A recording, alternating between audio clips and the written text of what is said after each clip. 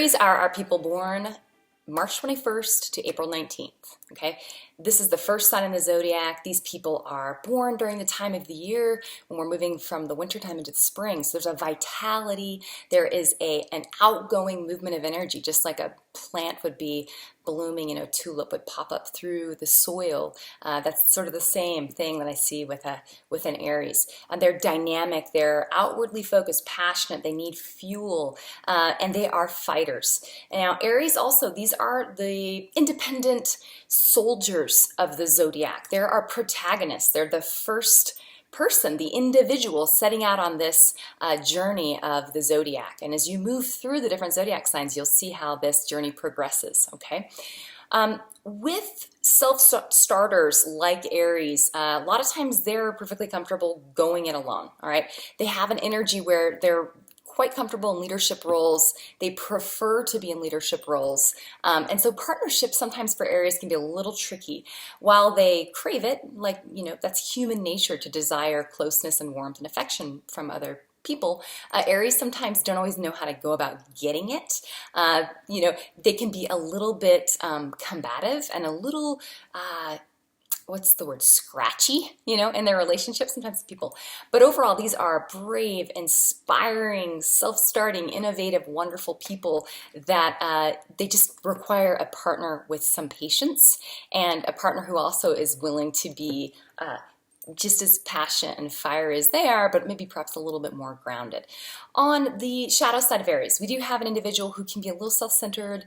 They can be a little like the fool from the tarot deck, stepping off the cliff while the dog is barking. Don't go that way, They can sometimes be overly optimistic, or they can perhaps, instead of planning, they just want to jump into something and get going and quite impulsive, okay? They can be a little difficult to teach at times.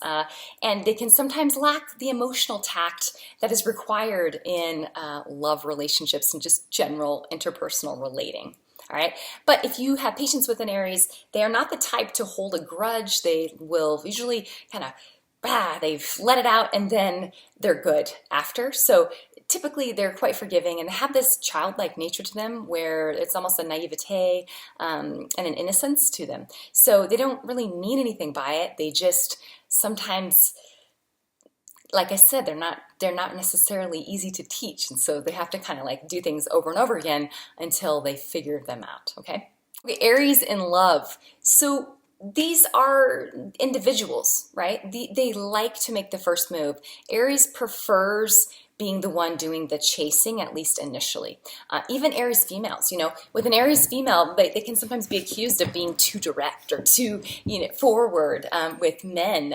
In our culture, at least, I'm here in the United States, in Western culture, traditionally men were the ones who would take that lead role. So female Aries sometimes can be accused of being ball busters or bitches or too brave or too headstrong or these things.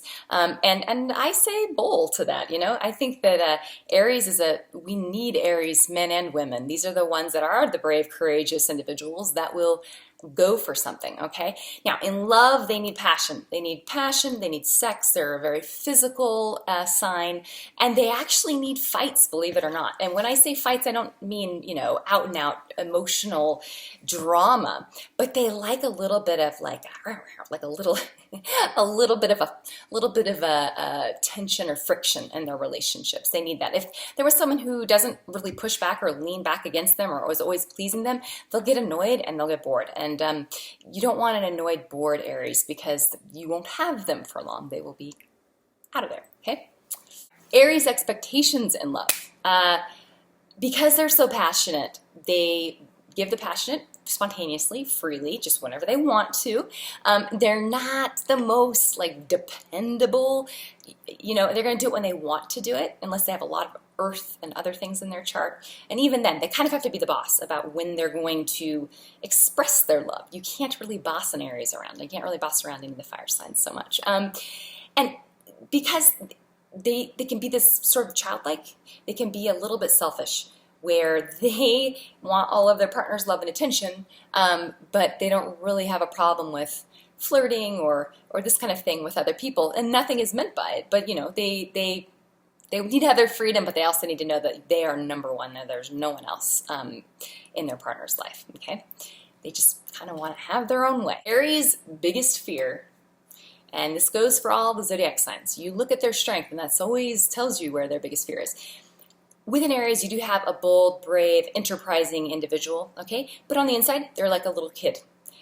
The reason they're bold and brave is because it just doesn't occur to them that there's going to be an issue with them just striking it out and doing their thing and saying what they think. And, you know, they haven't, it's almost like their soul hasn't had enough experience, it hasn't been battered around enough to have sort of learned this lesson. So their biggest fear is actually they're quite vulnerable on the inside. This is like a little kid on the inside, and really what they really want is love, affection, warmth, and belonging. And I suppose it's what most of us want, but because Aries puts on this whole facade of being brave and independent and not needing anyone, you sort of just assume they really are not needing anyone, but that's actually quite incorrect. So anyone who can recognize the innocence in an Aries and can give them their space to be themselves, but also that needs them, right? The person that is emotionally brave enough to say to an Aries, I need your bravery and courage to keep me safe, to protect me, that is a way to tap into the part of the Aries that, yes, the part that's vulnerable, but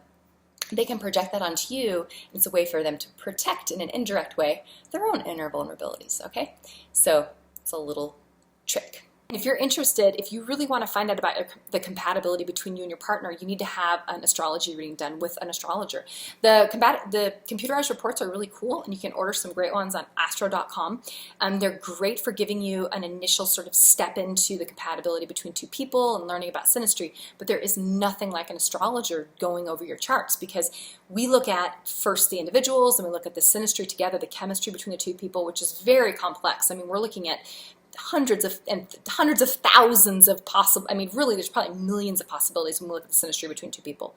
But we are focusing it on, you know, these areas that are important and relative to romance and romantic compatibility, which a computer can't do. I mean, computers just databases of, you know, aspects between two people, right? An astrologer takes these aspects, the zodiac signs they're in, the houses that they're in, sees all these patterns, this inner working, this mechanization of these two charts together, these two humans, these two blueprints, how they lock and key fit. And the astrologer is able to make some deductions that are much more enlightening than what you would see from a computerized report. So computerized reports are great. They're a good place to start, but most of them cost like 40, 50 bucks. You can get a reading with an astrologer. It takes 90 minutes where you can record it and listen to it over and over again. $189 is what I charge for my relationship readings. If you're interested in that, give me an inbox. You can go to my website. You can actually book an appointment right on my website yourself, get it all taken care of without even having to message me first. I've got my schedule up there. So very easy and a lot of fun. You do it via Skype or telephone or in person if you're here in Utah. Thank you so much for watching. I hope this was helpful for you, and share with your friends.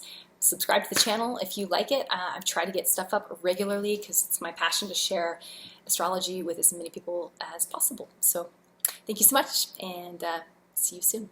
Bye.